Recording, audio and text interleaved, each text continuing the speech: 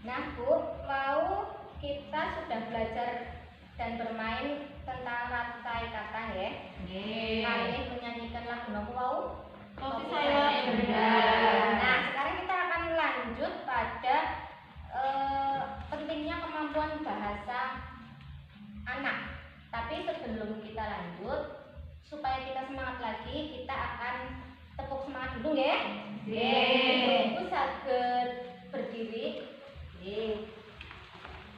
Saya peragakan dulu ya, nanti dengan kita bareng-bareng. Namanya tepuk semangat ya. Tepuk semangat. Dang dang dang. Ding ding ding. Dung dung dung. Dang dang dang. Ding ding ding. Dung dung dung. Set. Aha aha. Set. Aha aha. Nah, niku namanya tepuk semangat. Diulang lagi ya. Sepindah maning ya. Tepuk semangat, ayo yang semangat. Tepuk semangat. Dang dang dang. Ding ding ding. Dung dung dung. Dang dang dang. Ding ding ding. Dung dung dung. Set. Aha aha. Set. Aha aha. Nah, matur nuwun. Pinarang malih Bu. Nah, ibu-ibu, kebanyakan dari kita, apalagi kita ibu-ibu yang sibuk apa mboten Bu?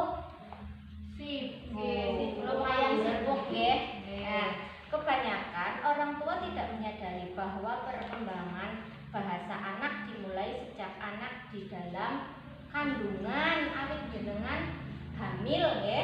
Bayi di dalam kandungan dapat mendengar suara yang ada di luar dan terkadang merespon dengan gerakan di dalam rahim ibu.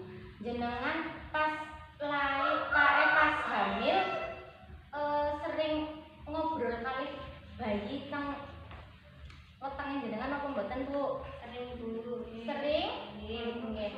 Pun kesupen nggih. Putrane kok dengar nggih Bu. Kuliah Bu terus ngenjang nek jenengan hamil malih.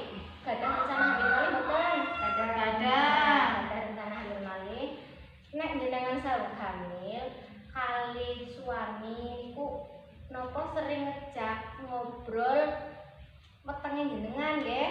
Nah, kan di dalam perut itu kalau sedang hamil ada bayinya. Nah, kita ngobrolnya sama bayi, apene bayinya niku pun lahir, bayangan kita bayinya sudah lahir, kita ajak ngobrol supaya nanti apa Bu manfaatnya apa Bu?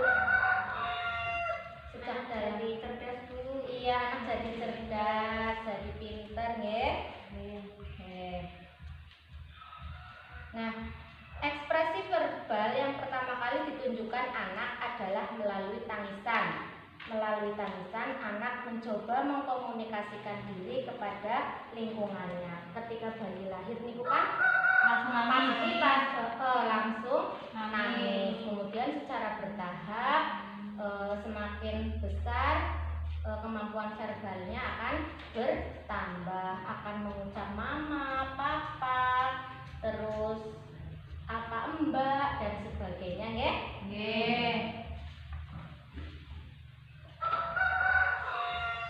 Nah, sekarang kita akan belajar bersama tentang pentingnya kemampuan bahasa anak.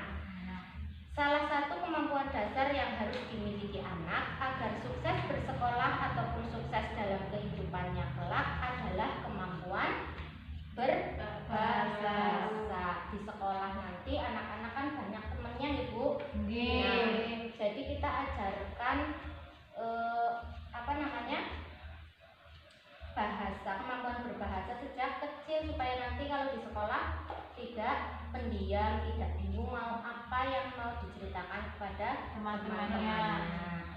Kemudian kemampuan berbahasa adalah kemampuan berbicara dan memahami apa yang disampaikan lawan bicara yang mencakup simbol, gambar, ekspresi dan sebagainya. Melihat sesuatu, anak bisa menyebutkan itu benda apa, ya. Melihat gambar, anak bisa menyebutkan itu gambar apa. Melalui bahasa, anak dapat menyampaikan pendapat kepada orang dan lingkungan sekitarnya dan juga menerima pelajaran dengan baik ya. Jadi apa yang diomongkan oleh guru, apa yang diajarkan di sekolah, anak dapat menangkap, dapat menerima dengan baik. Nah, salah satu cara meningkatkan kemampuan bahasa anak adalah dengan sering berbicara kepada anak dan memberikan kesempatan kepada anak untuk berbicara.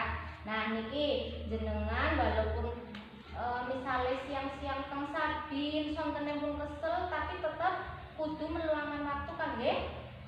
Anak jenengan saged misalnya jenengan kok mboten saged cerita, jenengan maringi kesempatan kali larene ben turun cerita. Misalnya nek langsung sekolah larene ditakeni mau ke sekolahan pelajarane napa mawon, dolanan napa mawon. Ngoten nggih Bu? Nggih. Mangke dipraktekaken nggih Bu teng griya?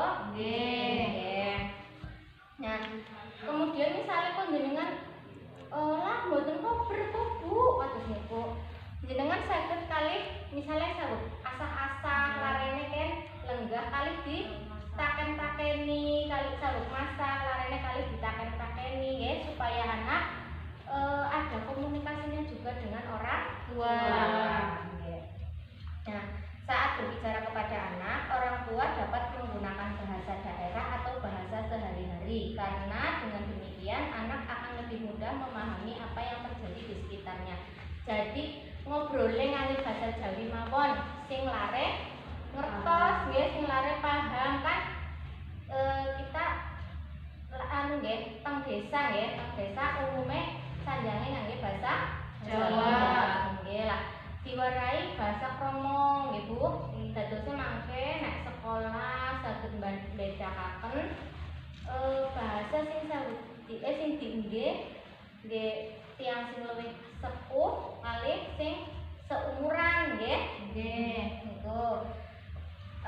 Mboten usah misalnya cerita niku nggih ngangge bahasane sing anak-anak ngertos mawon, mboten usah ngangge bahasa sing aneh-aneh nggih, jangan bahasa sing aneh-aneh kok malah putrane mboten paham. Mangke bahasa sederhana sing lare paham mawon. Kemudian selain itu anak juga dapat melihat dan menghubungkan bunyi huruf atau kata yang diucapkan dengan tulisan dan benda yang dilihatnya ya. Terus ini kan mau nggih mau kan pun cerita napa? Ceritane sinten? Resi kelingan mboten mau ceritane. Aku cerita nggih sing bermain kali bapake kali. Nah, itu kan mereka tebak kata, kemudian sambil bercerita, sambil ibunya mencuci baju. Nah, tadi penggunaan bahasa daerah juga dapat menjadi cara orang tua untuk melestarikan adat budaya dan mewariskannya kepada anak-anak sebagai generasi penerus. Jenengan nek teng griya sanjang kali putrane nganggo bahasa Jawa napa bahasa Indonesia, Bu? Ya, Jawa. Jawa nggih.